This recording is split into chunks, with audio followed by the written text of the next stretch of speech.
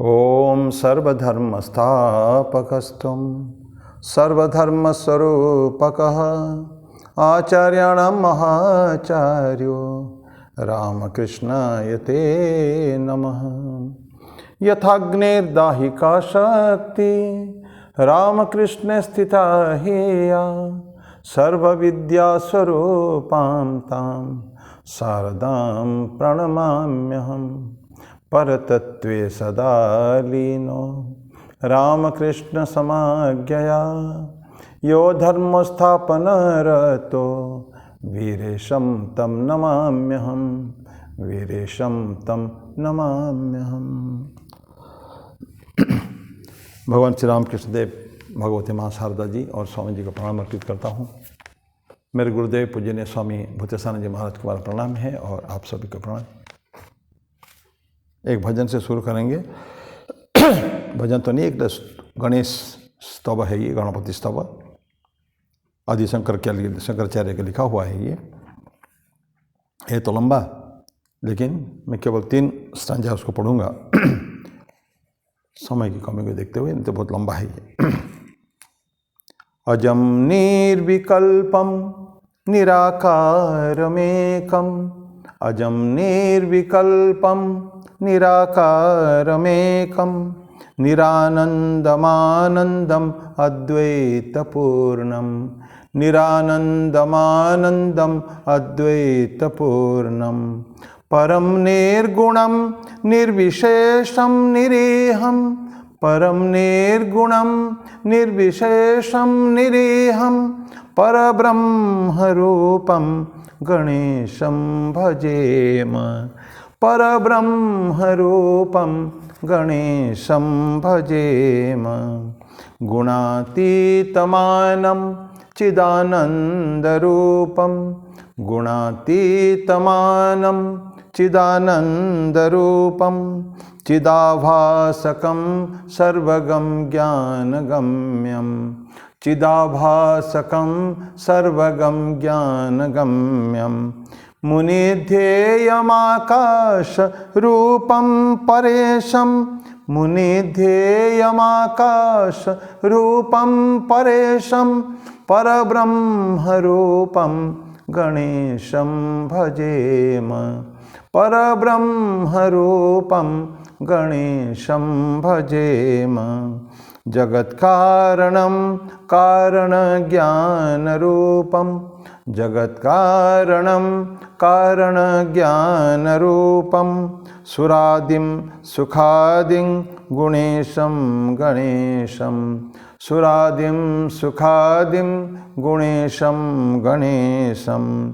जगद्व्यापिनं विश्ववन्द्यं सुरेशं, जगद्व्यापिनं विश्ववन्द्यं सुरेशं, परब्रह्मरूपं गणेशं भजेम, परब्रह्मरूपं गणेशं भजेम, परब्रह्मरूपं गणेशं भजेम।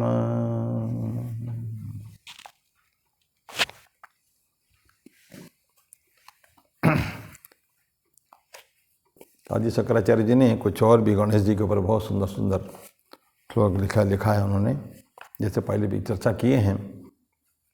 Hindu gods and goddesses के ऊपर बहुत सारे उनकी कृतियां हैं, अद्वैत वेदांत के मुख्य आधार होने के बावजूद भी। अभी भगवद गीता में जाएंगे हम लोग। 14वां श्लोक पढ़ रहे थे, 17वां अध्याय श्रद्धात्रय विभाग योग। उसमें विभिन्न गुणों के बारे में पढ़ रहे हम लोग। तो गुणात्रय विभाग जो जा चुका है, फिर भी इसमें भी ऐसे ही आता है, सत्वगुण, रजोगुण और तमोगुण। उसका विभिन्न प्रकार, यज्ञ कैसे होना चाहिए, खाद्य कैसे होना चाहिए, ये सब ऑलरेडी पढ़ चुके हैं हम लोग। अभी पढ़ रहे हैं हम लोग त्रिविध तपस, शारीरिक, वाचिक और मानसिक। 14वां श्लोक जो है शारीरिक तपस की है। कल एक बार पढ़ देता हूँ एक बार दोबारा। उसमें कुछ चर्चा किए थे, फिर आगे बढ़ेंगे। देवद्विज गुरु प्राज्ञ पूजनम शौचम आर्जवम ब्रह्मचर्यम अहिंसा च शारीरम तपोच्यते। मीनिंग ऑलरेडी बोला जा चुका है।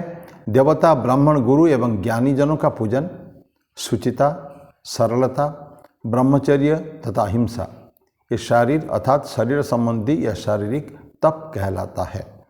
तो हम लोगों ने देव पर देव द्विज गुरु पढ़ चुके हैं। अब प्राज्ञ यीशु पढ़ेंगे अभी हम लोग। तो देवताओं की पूजा करने के लिए हम चर्चा किए हैं कि देवता हमारे विभिन्न गॉड्स एंड गॉडेसेस बहुत सारे हैं।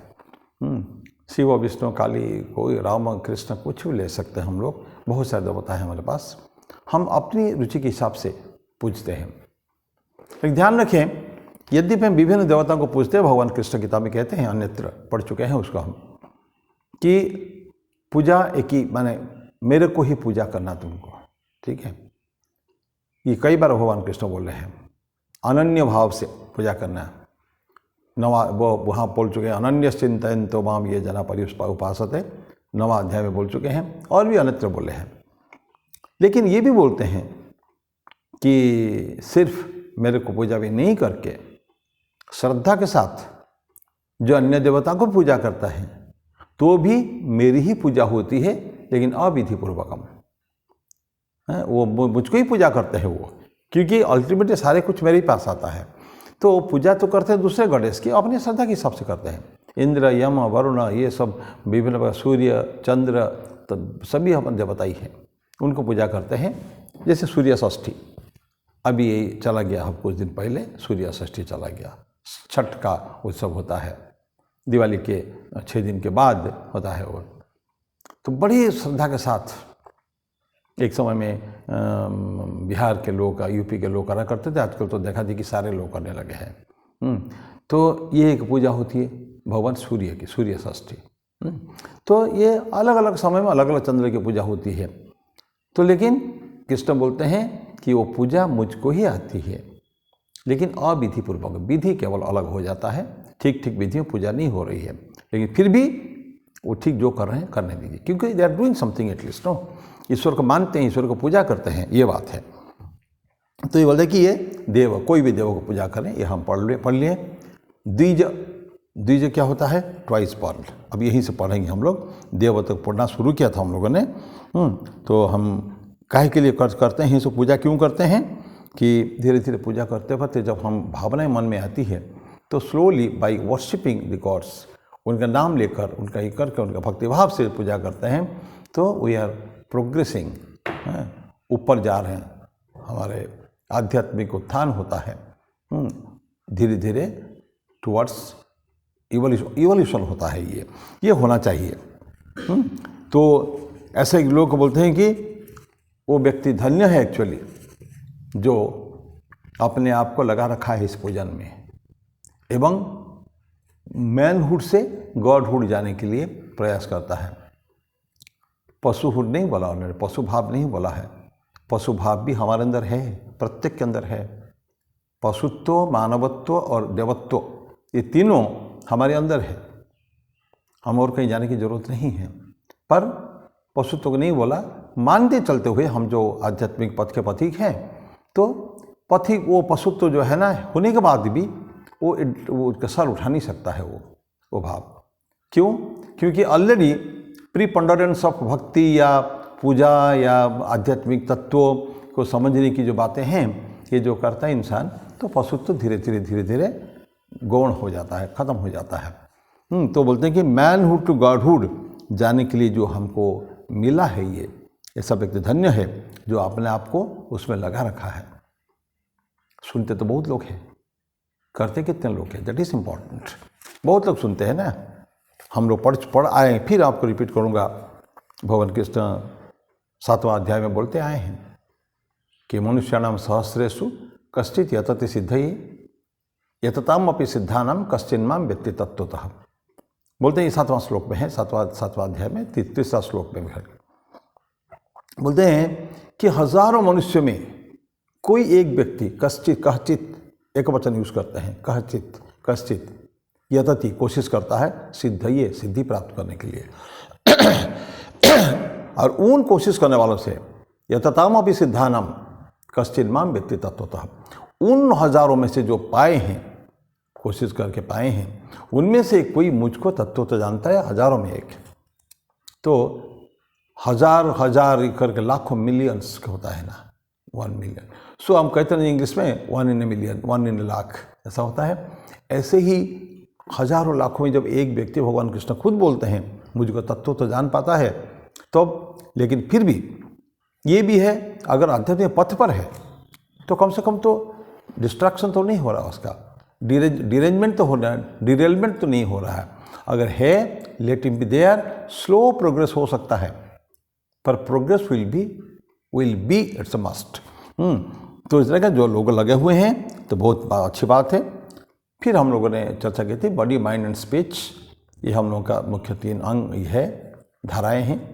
शरीर, इसलिए हम लोगों ने 3 तपस्या का जो लिया, शारीरिक, वाचिक और बॉडी, स्पीच एंड माइंड है। बॉडी का शरीर तपस्या। देन तो वहीं से मैं देव का पूजा कर रहे थे। देन द्विज, द्विज मतलब क्या होता है? ट्वाइस बॉर्न कहते हैं ना, संस्कार मिलता है। ट्वाइस बॉर्न, एक बार बॉर्न हो जाने पर ट्वाइस बॉर्न कैसे होता है इसीलिए है कि जन्म से हर शिशु किसी भी जात का हो वो शूद्र होता है। ये हमारा शास्त्र कहता है, जन्मना जायते शूद्र, संस्कारात द्विज उच्यते। संस्कार जो होता है, उपनयन संस्कार और संस्कार, बहुत सारे 16 संस्कार हम लोग का है। उसमें जो संस्कार से धीरे धीरे वो द्विज उसको होता है, मतलब ट्वाइस फिर से वो जन्म लेता है। शूद्र से अभी आता है ब्राह्मणत्व में या कहीं भी आता है, जो है कैसे, इसे मेंटल इवोल्यूशन हो जाए। मानसिक रूप से उसको जनीन दिया जाता है, गायत्री मंत्र पढ़ना पड़ता है, बाकी सारे क्रियाकर्म उसको करना पड़ता है। ट्रेडिशन जो है हमारे कर्मकांड का, वो उसको भी कुछ कुछ करना पड़ता है। तो धीरे धीरे वो क्या होता है? द्विजा। तो कहते हैं कि ऐसे व्यक्ति को भी पूजा करना पड़ेगा देवों के साथ साथ, क्योंकि वो मानसिक रूप से उसको उत्थान हो चुका है। उसको धीरे धीरे होगा, प्रैक्टिस करके ऊपर उठेगा, लेकिन कम से कम वो जो शूद्र स्टेट से साधारणतः 9 साल उम्र में, 9 साल के पहले हो जाना चाहिए उपनयन संस्कार किसी बच्चा का, बालक का। दुर्भाग्य आजकल है कि हमारे जो तथाकथित ब्राह्मण परिवार भी जो है, उन्होंने, वो लोग आजकल जनेऊ नहीं कराते हैं बच्चे का, ज़्यादातर लोग नहीं करते हैं। क्यों? बेटे को बोलते हैं बेटा तुम्हारा शादी के समय में होगा। बच्चे को कोई पूछते हैं, कोई बच्चे को, मेरे बेटा तुम्हारा हुआ जनेऊ? नहीं स्वामी जी, नहीं हुआ। क्यों? ना पिताजी बोलते हैं कि शादी के समय हुआ। तो पिताजी उसको मन में डाल दिए हैं तुम्हारी एक बार शादी होगी भी और शादी के समय में होगा। अगर शादी उसको गलती से नहीं हुई तो गया वो लड़का, संस्कार जीवन में नहीं मिल पाएगा उसको कभी भी। यानी भगवान न करे कि इसको ना हो, लेकिन अगर उसने फिर अगर साधु बनना चाहता है ब्रह्मचारी में, फिर तो उनका संस्कार ऐसे ही हो जाएगा। वो नहीं चाहने पर भी ब्रह्मचारी अवस्था में ये सब होता है संस्कार। ठीक है, तो बोलता है कि संस्कारा द्विज। तो ऐसा द्विज को हम लोग क्योंकि मानसिक रूप से उसका उत्थान हो चुका है ये द्विज बनने के बाद भी, तो वो भी महत्वपूर्ण है। क्योंकि एक बार संस्कार हो गया ना, ब्रह्मचारी हो गया वो, तो ब्रह्मचारी इज अ वेरी पावरफुल। इसलिए देखिए कठोपनिषद में जब नचिकेता और यमराज की बातचीत होती है, यमराज बोलते हैं नचिकेता तो ब्राह्मण हो, ब्राह्मण संतान, ब्रह्मचारी, फायर, इट्स अ फायर, अग्नि है वो, जला के राख कर सकता है वो, ये पावर उसमें है। तो is much much better than शूद्रहुड से जो जाता है, तो ऐसे उनको भी पूजा करना चाहिए, क्योंकि साधु से कोई सन्यासी से कम नहीं है। तो इसलिए यमराज ने देखिए इतना बड़ा मृत्यु के देवता होने के बाद भी उसको कोई ज़रूरत नहीं थी उसको वर देने के लिए 3 बार, लेकिन बोलता है तुम ये जो मेरा प्रायश्चित, मेरे घर में तुम 3 दिन रहे मेरे दरवाजे पर न खा के, अन्न जल स्पर्श न करके, तो उसके लिए मैं प्रायश्चित के बतौर मैं 3 बार तुमको दूंगा। तो वर देते हैं। व्हाट ए ट्रेमेंडस शास्त्र वो जो कठोपनिषद, यमराज नचिकेता का जो संवाद, ब्यूटीफुल। इसलिए उनको भी पूजा करना चाहिए। बालक है, ब्रह्मचारी है, अग्नि है वो। तो ये स्पिरिचुअल लाइफ की तरफ आ गया हो। देन टीचर्स, शिक्षक कौन होता है? आचार्य गुरु, बोलते देवद्विज गुरु प्राज्ञ, गुरु बोलते हैं। तो गुरु को आजकल टीचर बोला जाता है, एक समय में उनको गुरु बोला जाता था, आचार्य बोला जाता था। हम लोग महाभारत में देखते हैं द्रोणाचार्य, कृपाचार्य, इवन चाणक्य तक आके भी आचार्य बोलते थे, शिक्षक नहीं बोलते थे। शिक्षक भी है, लेकिन फिर भी ज़्यादातर उनका आचार्य ऐसा बोला था। क्यों? वो थ्योरी प्रैक्टिकल सब कुछ वो जानते हैं।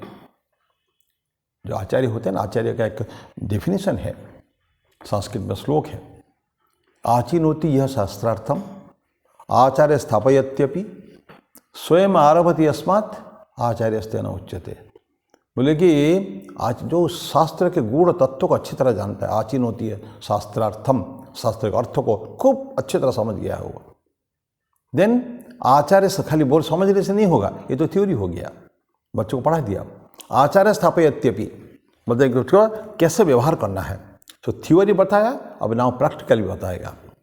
देखो तुम्हें इस तत्व ने अभी तक ये पढ़ा, now this is to be practice like this, practical aspect. Then उतने में भी नहीं, वो करके बताता है, स्वयं आरभते, खुद करके बताता है। थ्योरी पढ़ाया, प्रैक्टिकल पढ़ाया, फिर करके बताता, बेटा देखो ये this is how you do. तो स्टूडेंट अब पक्का समझ जाता है कि थ्योरी प्रैक्टिकल जानने के बाद जो गुरुजी ने सामने बता दिया ऐसा होना है, तो ये जो एश्योरेंस है उसको चाहिए। तो ये लोगों को मिलता है, वो होता है टीचर। जो रामकृष्ण देव से नरेंद्र दत्त मिले 18 वर्ष की उम्र में, तो उन्होंने बोल दिया था क्या, देव माँ को मैं भी देखा हूँ, भगवान ईश्वर को मैंने भी देखा है, तुमको भी दिखा सकता हूँ। और जितना स्पष्ट, 3 बातें बोले, मैं देखा ईश्वर को, जितना स्पष्ट तुमको देख रहा हूँ उससे ज़्यादा स्पष्ट मैं ईश्वर को देख रहा हूँ, भगवान को देख रहा हूँ। और third and the most practical is, मैं तुमको भी दिखा सकता हूँ। So theory that this is can be practicable, but I will show how to practice. So जैसे मैं कहूँगा ऐसे तुमको करना पड़ेगा। You have to go by dictates. उनके जो बताएंगे, गुरु जो बताते हैं उनको एक एक चीज़ याद रखना पड़ेगा, करना पड़ेगा प्रैक्टिस। गुरुकुल में क्या होता था, यही तो होता था। और 17-18 साल एक बच्चा 7 साल की उम्र से लेकर 25 साल उम्र तक जब गुरुकुल में रहता था, तो थ्योरी भी सीखता था, प्रैक्टिकल भी सीखता था, और सारे काम जो आगे जो गृहस्थी जो जाएगा, 25 साल उम्र में गृहस्थ धर्म में प्रवेश करना है, विवाह करना है, संतान उत्पत्ति करना है, ये जो करना है अगर नेक्स्ट 25 ईयर्स गृहस्थ आश्रम में, ये सब सीख के जाता था वहाँ। इतना मेटिकुलस ट्रेनिंग उनको दिया जाता था सारे चीज़ में। तो ये हो गया टीचर्स, सारे चतुर समझ चुके हैं स्पिरिचुअल लाइफ में, और पर्सनल करियर उनका कुछ है ही नहीं। मतलब अपने निजी के लिए कुछ है ही नहीं। टीचर क्या करते हैं, शिक्षक क्या करते हैं, ये तो आज हो गया ना, टीचर को सैलरी मिलती है, तनख्वाह मिलता है। गुरुकुल में थोड़ी तनख्वाह मिलता था, तनख्वाह नहीं, वो तो ऐसे ही करते थे, गुरु को स्थापित करते थे। उसके पृष्ठपोषक जो होते थे, माने स्पॉन्सर्स होते थे, ये राजा जमींदार से ये लोग तो होते थे, पैसा उनको मिल जाता था। तो गुरु दक्षिणा में जो भी देना हो तुम दे के चले जाओ, ऐसा होता था। तो ये शिक्षक है। तो ये उनके एग्जाम्पल अपने जीवन से दिखाएंगे, वो जीवन जी कर दिखाएंगे।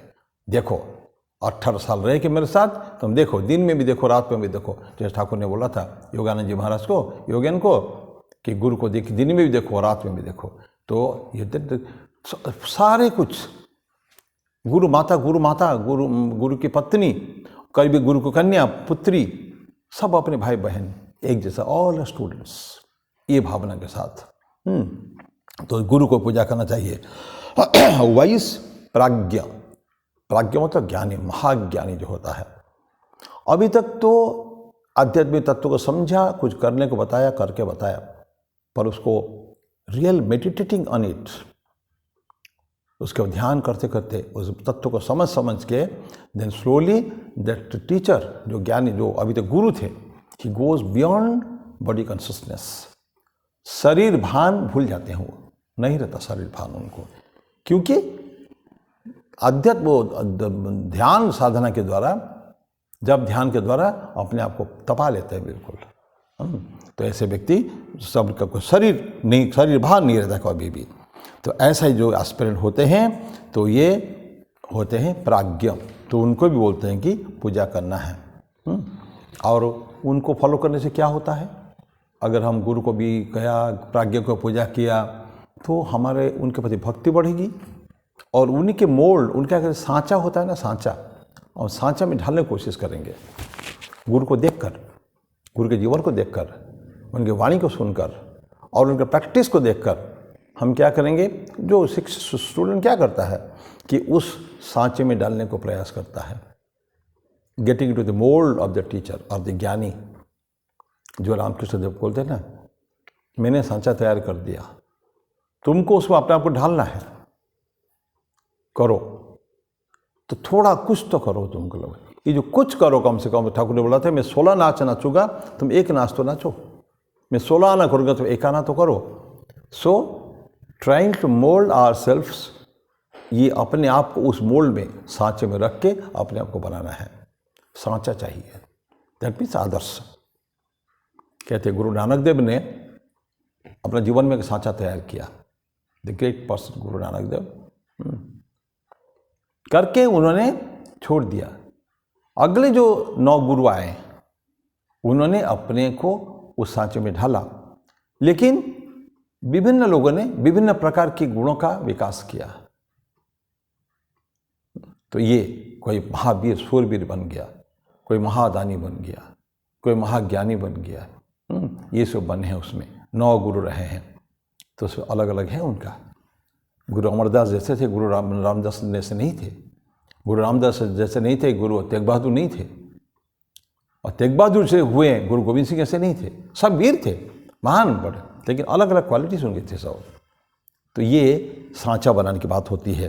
तो हमको क्या करना, उससे फ़ायदा क्या है कि उन सांचे में ढलकर अपने आप को तपाकर एक अच्छे इंसान बनाना है। तो देवद्विज गुरु प्राज्ञा पूजनम, शौचम प्योरिटी, पवित्रता। पवित्रता सोचो में हम पहले भी कभी ना कभी पढ़े होंगे जरूर। सोच में और पतंजलि को सूत्र में पढ़े हैं। शौच एक नियम में आता है, 5 यम और 5 नियम। शौच संतोष स्वाध्याय तपस ईश्वर प्रणिधान, ये 5 नियम होता है। शौच मतलब पवित्रता, क्लीनलीनेस, और वो दोनों अंतः बाह्य दोनों एक में नहीं चलेगा। क्या भी बाहर से कर दिया, कपड़े बोल कर फर्स्ट क्लास पढ़ लिया, क्लीन है, अंदर अगर गड़बड़ है तो नहीं चलेगा। तो अंतर सोच, अंदर का भी अपना बुद्धि चित्त अहंकार ये सब भी स्पॉटलेस होने चाहिए, और बाहर का भी, बाहर अंदर दोनों का भी करना चाहिए। ये बॉडीली प्योरिटी मतलब चाहिए, बैथिंग क्लोथिंग इशू चाहिए, लेकिन कुछ उतना केवल बैथिंग क्लोथिंग में नहीं होता, अंदर का भी हमको साफ करना पड़ेगा। तो ये हो गया शौचम। आर्जवम, आर्जवम क्या होता है कि स्ट्रेट फॉरवर्डनेस, अपने को अपराइटनेस, कुटिलता नहीं होगी, वक्रता नहीं रहेगी, वहाँ बहुत सरलता। ठाकुर श्री रामकृष्ण देव सरलता के ऊपर बहुत महत्व देते थे। जैसे निरंजन महाराज, लाटू महाराज और जो सुबोध महाराज, ये सब आते सभी, लेकिन विशेष करके उनको बोलते देखो देखो कितना सरल है वो, कितना सरल है ना। और ठाकुर बोलते थे जो सरल हो गया तो ये उनका अंतिम जन्म है, उसका फिर उनका जन्म लेने की जरूरत नहीं है, नहीं लेंगे ही नहीं वो, क्योंकि ये सारे अच्छे क्वालिटी का एक समाहार ये कह सकते हैं जो सरल हो गया है। तो ये सब अपने विभिन्न जो प्रॉब्लम्स पहले था, छोटी छोटी शिकायत रही होगी, तो इसको उन्होंने बिल्कुल क्लियर कर लिया है। तो ये हो गया सरलता, वक्रता कहीं नहीं है उसमें बिल्कुल भी। जो इवन मनसा वाचा कर्मणा एक होना चाहिए, मन वचन में एक होना चाहिए, अलग नहीं। जो ठाकुर थे ना, बोलते मन से वचन से कर्म से एक ही। जो बोलना, जो समझना वही बोलना वही करना। ऐसा नहीं कि कुछ करेंगे, कुछ सोचेंगे, कुछ बोलेंगे, कुछ करेंगे। इसमें जो विरोधाभास रह जाता है तो फिर वो इंसान वक्र ही हो जाता है, भले कितनी अच्छी बातें करे। तो इसलिए सरलता होनी चाहिए। देन ब्रह्मचर्य, शौचम आर्जम, ब्रह्मचर्य फिर अहिंसा। ब्रह्मचर्य, ब्रह्मचर्य क्या होता है? उसको बोलते हैं कि पवित्रता मनसा वाचा कर्मणा, मन से, वचन से, कर्म से पूर्ण रूपेण पवित्र होना है। बिल्कुल मन से भी, सोच भी गलत नहीं होना चाहिए।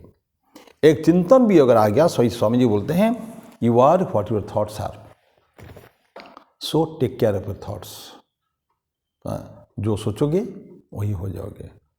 तो अगर ठीक ठीक वो सोचते हैं आई शैल बिकम ए क्राइस्ट और a Buddha like this, you will become. तो सोचना, चिंतन, क्योंकि चिंतन से फिर वाक्य, वाक्य से कर्म, ठीक है। तो ये होता है। तो सोचना सब कुछ ऐसे ही है। तो ब्रह्मचर्य में ये है प्योरिटी, मनसा वाचा कर्मणा। कभी गलत, कभी चिंतन भी नहीं करना, कभी भी इम्प्योर थॉट्स ने कभी नहीं आना चाहिए। ये कैसे आता है? बहुत प्रैक्टिस के बाद। जन्म जन्मों के संस्कार है, कभी ना कभी कुछ आ जाए, बात अलग है। लेकिन मैं ठाकुर के डिसाइपल्स की बात करूंगा। स्वामी जी बोलते हैं कि इम्प्योर थॉट मेरे को टेंजेंशियली भी टच नहीं किया कभी। टेंजेंशियल क्या होता है? एक सर्कल होता है, जस्ट क्रॉस करके चला जाता है, टच करके चला जाता है। बल्कि टेंजेंशियली भी मेरे को कभी इम्प्योर थॉट टच नहीं किया है जीवन में कभी भी। ठाकुर तो उनकी बात तो क्या करें, माँ की बात तो और भी ज़्यादा, पवित्रता स्वरूपिणी, पवित्र चिंतन, पवित्र कर्म, पवित्र वाक्य, सब कुछ, कभी भी अपवित्रता का बात नहीं। तो ये हो गया। हाँ, तो इंडल्जेंस होता है ना, हम लोग बहुत सारे काम करते हैं ना, जैसे बहुत सारी चीज़ों में संलग्न हैं हम। हमारा काम आध्यात्मिक साधना है, अपना जो भी कर्म करते हैं करते रहें ईमानदारी से। लेकिन ये जो स्पिरिचुअल प्रैक्टिसेस रेगुलरली होना चाहिए, स्वाध्याय, साधना, सेवा, संयम, सत्य, इस तरह कई सारे सकार है, ये सब अब होना चाहिए। तो नहीं हुआ अगर ठीक तो इसका मतलब वी आर डाइवर्टिंग समवेयर, कहीं ना कहीं गलत रास्ते में जा रहे हैं। दैट कुछ इंडल्जेंस हम कहते हैं इंग्लिश में, कि इसमें भी थोड़ा मन दे दिया, उसमें भी थोड़ा मन दे दिया। तो ये सो फिजिकल जो कंफर्ट्स होता है ना, क्या होता है, हम करते हैं ना, जो कुछ करते हैं शरीर के लिए ना, उपभोग जो होता है जितनी होता है शरीर के लिए। ये जो इंडल्जेंस कहते हैं हम लोग को, उसमें संलग्न रहना, उसमें मस्त रहना, ये ज़्यादातर नहीं, प्योरली ये है फिजिकल, शरीर के लिए। गुरु नानक बोलते हैं हम जितना पाप करते हैं तो शरीर के लिए करते हैं। भोजन अच्छा वस्त्र और एंजॉयमेंट्स, ये सब है। और बोलते हैं कि गुरु नानक ने दूसरी कहना है कि इंडल्जेंस सब छोड़ो, फिजिकल जितना है, लेकिन सबसे इम्पॉर्टेंट है सेक्सुअल इंडल्जेंस। ये है, इसके बारे में अत्यंत, because that is the most dangerous thing. अगर सेक्सुअल इंटेलिजेंस रहा तो अपने आप को कंट्रोल करना मुश्किल है। सो हर चीज़ को त्याग कर देने का है। कैसे? विषवत त्यज, बड़ा सुंदर अष्टवक्र जो गीता है, जनक और अष्टवक्र का, उसमें वो है बातचीत, बहुत हाई लेवल का तो वो है।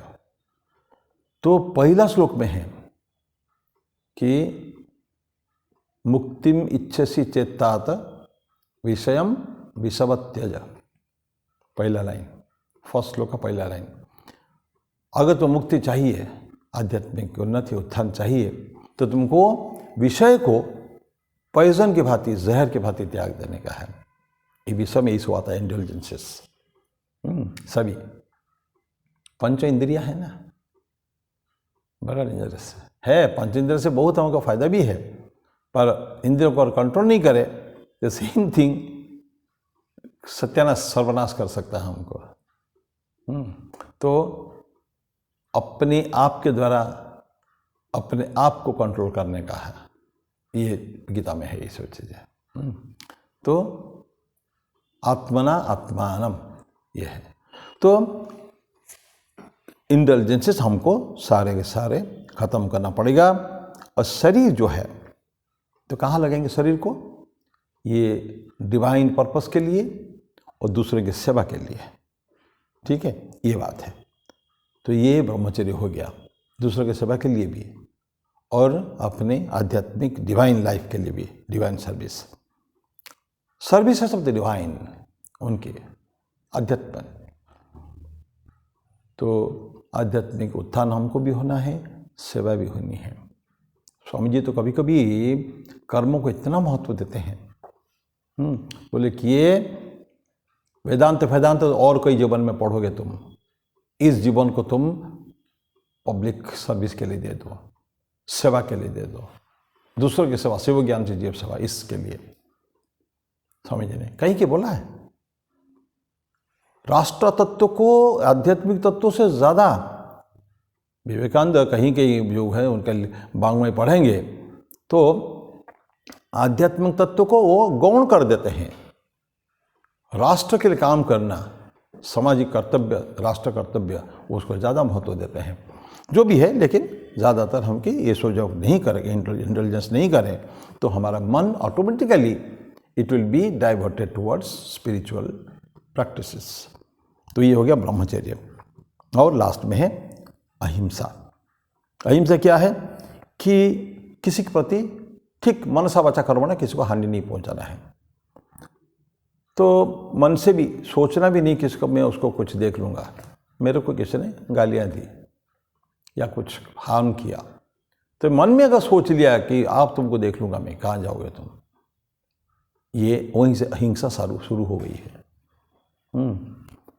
फिर हम बोलेंगे वाक्य, वही जो चिंतन है मन से, सोच अगर गलत होंगे अहिंसा वाला, तो वो वाक्य में आएगा, खूब गालियाँ दूंगा मैं, कुछ जो मन में आएगा बोलूँगा। जैसे मैनिफेस्टेशन थ्रू वर्ड्स, देन कर्म में। तो मन से, वचन से, कर्म से हमको हिंसा नहीं करना है। अच्छा, उसके लिए संत लोग एक बात बताते हैं, बताइए, देखिए आप अगर सभी सेक्रेड है भगवान की सृष्टि में, एवरीथिंग सेक्रेड, सेक्युलर कुछ है ही नहीं, तो क्या होगा? जब सभी पवित्र है, सभी ईश्वर है, तो मैं किसको हानि करूं और क्यों हानि करूं? हानि करने का सोचना ही नहीं। जैसे अपने घर में अपने भाई को नहीं करते हैं, खैर आजकल वो भी होने लगा है, भाई भाई को मार भी देता है, किसकी ज़मीन जायदाद के लिए, पैसा के लिए, ठीक है, अलग बात है। लेकिन साधारण तो कोई व्यक्ति अपने जो खास होता है उसके ऊपर हानि नहीं करना चाहेगा कभी भी। तो ऐसे because it is something sacred, तो पवित्र चीज़ जो भाव की पवित्रता उसमें है, उस तत्व में जानकर, या वो उस व्यक्ति में या जानवर में, जंतु में, किसी के प्रति, तो हम उसके प्रति कोई हानि नहीं करेंगे। दैट इज, ये है आपका अहिंसा है, ये हिंसा नहीं करने का है। तो ये नॉन इंजुरी हो गया। सो नाउ आवर 14th श्लोक इज कंप्लीट। ये सारे मिला के क्या हो गया? शारीरिक तपस। फिर एक बार पढ़ दें, देव द्विज गुरु प्राज्ञ पूजनम शौचम आर्जवम ब्रह्मचर्यम अहिंसा च। क्या है ये? शारीरम तपो उच्यते। सो ये 14th वर्ष समाप्त हुआ है। Now coming to 15th। ये कौन सा? वाचिक तपस। अनुद्वेगकरम वाक्यम सत्यम प्रिय हितम च यत् स्वाध्यायाभ्यसनम चैव वाङ्मयम तपोच्यते। वाङ्मय तप, वाचिक तपस्या। वचन से भी किया जा सकता है। वचन को किधर भी जो मन में आए बोल दिया, ये नहीं चलता है। तो उसका मैं हिंदी में पढ़ दूँ खाली। जो उद्वेग उत्पन्न न करने वाला, सत्य, प्रिय और हितकर वचन है, तथा जो स्वाध्याय अर्थात वेदादि शास्त्र का अध्ययन और जपादि का अभ्यास है, वही वाङ्मयम अर्थात वाणी संबंधी या वाचिक तप कहलाता है। उद्वेग उत्पन्न नहीं करने वाला है, सत्य होना चाहिए, प्रिय होना चाहिए, हितकर होना चाहिए और स्वाध्याय भी करना चाहिए, जप इत्यादि करना चाहिए। ये हो गया वाङ्मयम तप। ये इतने सारे, इसको हम धीरे धीरे पढ़ेंगे। अनुद्वेगकर वाक्यम, आज थोड़ा सा एक एक पढ़ के हमको समाप्त करेंगे। उद्वेग नहीं करना, अनुद्वेगकरम वाक्यम। कभी कभी फिजिकल वायलेंस से ज़्यादा पेनफुल, कष्टदायक हो जाता है वाक्य। मैं किसको थप्पड़ मार दिया, खत्म हो गया। लेकिन जो किसको कटु वाक्य बोल दिया, तो कटु वाक्य नहीं बोलना चाहिए, मधुर वचन बोलना चाहिए। वचन एक दरिद्रता बोलते हैं ना, वचन में दरिद्रता क्या है?